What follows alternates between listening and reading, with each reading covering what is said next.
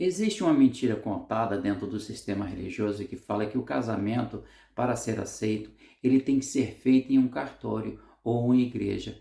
Vamos entender esse assunto. Será que Deus ele aceita um pedaço de papel que une ou separa? Ou Deus une a primeira aliança à união da mocidade, descrita em Gênesis 2:24 e Mateus 19:6? Vamos analisar a história e onde começou.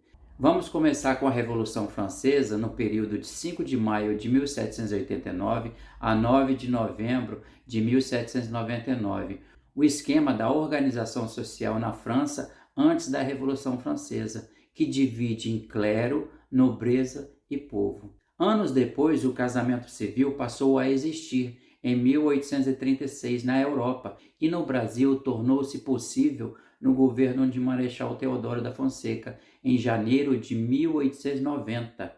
A pergunta é: todas essas pessoas que não eram casadas no papel estão em pecado?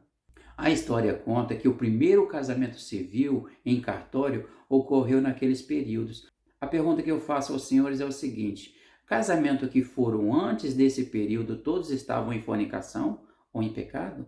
A Bíblia mesma ela responde: o casamento ele foi criado antes da lei e do pecado, lá em Gênesis 2:24. Portanto, o mesmo falado por Jesus em Mateus 19:6, onde Jesus ele volta a um princípio e ele ainda acrescenta: o que Deus uniu, não separe um homem. Mateus 19:6. Então, meus irmãos, o casamento que Deus aceita é a primeira aliança, a união da mocidade. Não é um padre, um pastor, um pedaço de papel que une ou separa duas pessoas. Se hoje você está em um segundo casamento com seu primeiro cônjuge vivo, a Bíblia fala que você está em adultério, porque não existe divórcio para quem Deus já fez uma só carne.